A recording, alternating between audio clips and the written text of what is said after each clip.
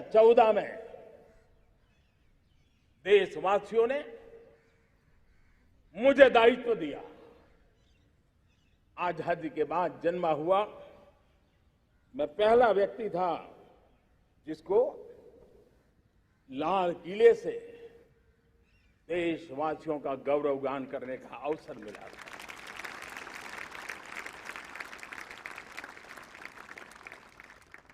लेकिन मेरे दिल में जो भी आप लोगों से सीखा हूं, जितना आप लोगों को जान पाया हूं मेरे देशवासियों, आपके सुख दुख को समझ पाया हूं, देश की आशा अपेक्षाओं के भीतर वो कौन सी आत्मा बसती है उसको जितना मैं समझ पाया हूं, उसको लेकर के मैंने अपना पूरा कालखंड देश के उन लोगों को एम्पावर करने में खपाया। मेरे दलित हो, शोषित हो, पीड़ित हो, वंचित हो, आदिवासी हो, महिला हो, युवा हो, किसान हो, दिव्यांग हो, पूरब हो, पश्चिम हो, उत्तर हो, दक्षिण हो, समुद्र का तट हो, हिमालय की कंदराएं हो, हर कोने में महात्मा गांधी का जो सपना था आखिर इंसान की चिंता करने का, महात्मा गांधी जी की आकांक्षा थी अंतिम छोर पर बैठे हुए व्यक्ति को समर्थ बनाने की, मैंने अपने आप को उसके लिए समर्पित किया। और उन 8 साल का नतीजा और आजादी के इतने दशकों का अनुभव आज 75 साल के बाद जब अमृत काल की ओर कदम रख रहे हैं, अमृत काल की ये पहली प्रभात है, तब मैं एक ऐसे सामर्थ्य को देख रहा हूं और जिससे मैं गर्व से भर जाता हूं। देशवासियों, मैं आज देश का सबसे बड़ा सौभाग्य ये देख रहा हूं कि भारत का जनमन आकांक्षी जनमन है। एस्पिरेशनल सोसाइटी किसी भी देश की बहुत बड़ी अमानत होती है और हमें गर्व है कि आज हिंदुस्तान के हर कोने में, हर समाज के हर वर्ग में, हर तबके में आकांक्षाएं उफान पर है। देश का हर नागरिक चीजें बदलना चाहता है, बदलते देखना चाहता है, लेकिन इंतजार करने को तैयार नहीं है, अपनी आंखों के सामने देखना चाहता है, कर्तव्य से जुड़ करके करना चाहता है, वो गति चाहता है, वो प्रगति चाहता है। 75 साल में संजोए हुए सारे सपने अपने ही आंखों के सामने पूरा करने के लिए वो लालायित है, उत्साहित है, उतावला भी है।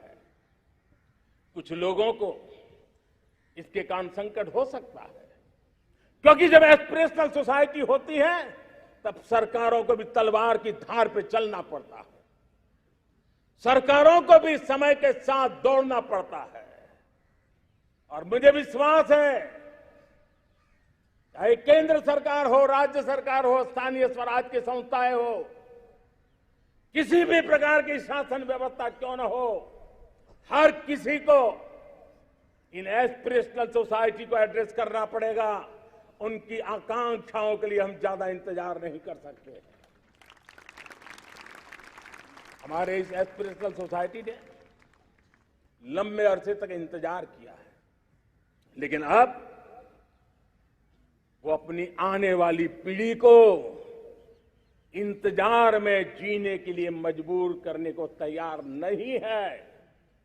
और इसलिए ये अमृत काल का पहली प्रभात हमें उस एस्पिरेशनल सोसाइटी की आकांक्षाओं को पूरा करने के लिए एक बहुत बड़ा सुनहरा अवसर देकर के आई है।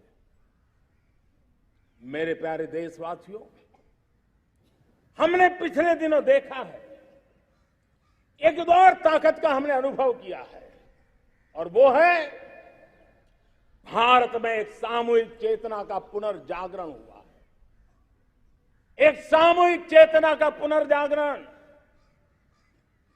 आजादी के इतने संघर्ष में से जो अमृत था वो अब संजोया जा रहा है, संकलित हो रहा है, संकल्प में परिवर्तित हो रहा है, पुरुषार्थ की पराकाष्ठा जुड़ रही है और सिद्धि का मार्ग नजर आ रहा है।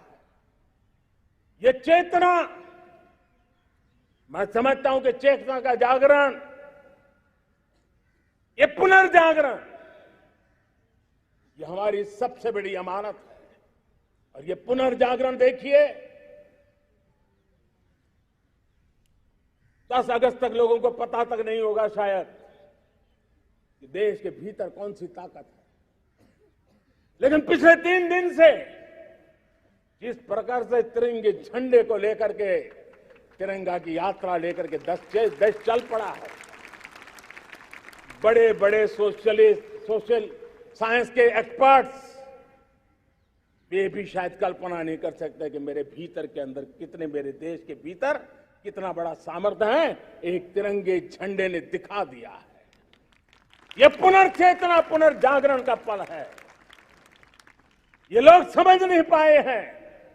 जब देश जनता कर्फ्यू के लिए हिंदुस्तान का हर कोना निकल पड़ता है, तब उस चेतना की अनुभूति है। जब देश ताली थाली बजा करके कोरोना वॉरियर के साथ कंधे से कंधा मिला करके खड़ा हो जाता है, तब चेतना की अनुभूति होती है। जब दिया जला करके कोरोना वॉरियर की शुभकामना देने के लिए देश निकल पड़ता है, तब उस चेतना की अनुभूति होती है। दुनिया कोरोना के कालखंड में वैक्सीन लेना या न लेना, वैक्सीन काम का है कि नहीं है, उस उलझन में जी रहा था। उस समय मेरे देश के गांव गरीब भी 200 करोड़ डोज दुनिया को चौंका देने वाला काम करके दिखा देते हैं। यही चेतना है, यही सामर्थ्य है। इस सामर्थ्य ने आज देश को एक नई ताकत दी है। मेरे प्यारे भाइयों बहनों, तीसरा एक महत्वपूर्ण सामर्थ्य मैं देख रहा हूं, जैसे एस्पिरेशनल सोसाइटी, जैसे पुनर्जागरण, वैसे ही आजादी के इतने दशकों के बाद पूरे विश्व का भारत की तरफ देखने का नजरिया बदल चुका है। विश्व भारत की तरफ गर्व से देख रहा है, अपेक्षा से देख रहा है। समस्याओं का समाधान भारत की धरती पर दुनिया खोजने लगी है। दोस्तों, विश्व का ये बदलाव, विश्व की सोच में ये परिवर्तन 75 साल की हमारी अनुभव यात्रा का परिणाम है। हम जिस प्रकार से संकल्पों लेकर चल पड़े हैं, दुनिया इसे देख रही है। और आखिरकार विश्व भी उम्मीदें लेकर के जी रहा है। उम्मीदें पूरे करने का सामर्थ्य कहां पड़ा है, वो उसे दिखने लगा है। मैं इसे त्रिशक्ति के रूप में देखता हूं, 3 सामर्थ्य के रूप में देखता हूं। और ये त्रिशक्ति है एस्पिरेशन की, पुनर्जागरण की और विश्व की उम्मीदों की। और इसे पूरा करने के लिए हम जानते हैं दोस्तों, आज दुनिया में एक विश्वास जगने में मेरे देशवासियों की बहुत बड़ी भूमिका है। 130 करोड़ देशवासियों ने कई दशकों के अनुभव के बाद स्थिर सरकार का महत्व क्या होता है, राजनीतिक स्थिरता का महत्व क्या होता है, पॉलिटिकल स्टेबिलिटी दुनिया में किस प्रकार की ताकत दिखा सकती है, नीतियों में कैसा सामर्थ्य होता है, उन नीतियों पर विश्व का कैसे भरोसा बनता है, ये भारत ने दिखाया है और दुनिया भी इसे समझ रही है। और हम जब राजनीतिक स्थिरता हो, नीतियों में गतिशीलता हो, निर्णयों में तेजी हो, सर्वव्यापकता हो, सर्वसमावेशकता हो, तो विकास के लिए हर कोई भागीदार बनता है। हमने सबका साथ सबका विकास का मंत्र लेकर के हम चले थे, लेकिन देखते ही देखते देशवासियों ने सबका विश्वास और सबका प्रयास से उसमें और रंग भर दिए हैं। और इसलिए हमने देखा है हमारी सामूहिक शक्ति को, हमारे सामूहिक सामर्थ्य को हमने देखा है। आजादी का अमृत महोत्सव जिस प्रकार से बनाया गया, जिस प्रकार से हर जिले में 75 अमृत सरोवर बनाने का अभियान चल रहा है, गांव गांव के लोग जुड़ रहे हैं, कार सेवा कर रहे हैं, अपने प्रयत्नों से अपने गांव में जल संरक्षण के लिए बड़ा अभियान चला रहे हैं। और इसलिए भाइयों बहनों, चाहे स्वच्छता का अभियान हो, चाहे गरीबों के कल्याण का काम हो, देश आज पूरी शक्ति से आगे बढ़ रहा है। लेकिन भाइयों बहनों, हम लोग आजादी के अमृत काल में हमारी 75 साल की यात्रा को उसका गौरवगान करते रहेंगे, अपनी ही पीठ थपथपाते रहेंगे, तो हमारे सपने कहीं दूर चले जाएंगे। और इसलिए 75 साल का कालखंड कितना ही शानदार रहा हो, कितने ही संकटों वाला रहा हो, कितने ही चुनौतियों वाला रहा हो, कितने ही सपने अधूरे दिखते हो, उसके बावजूद भी आज जब हम अमृत काल में प्रवेश कर रहे हैं, अगले 25 वर्ष हमारे देश के लिए अत्यंत महत्वपूर्ण है।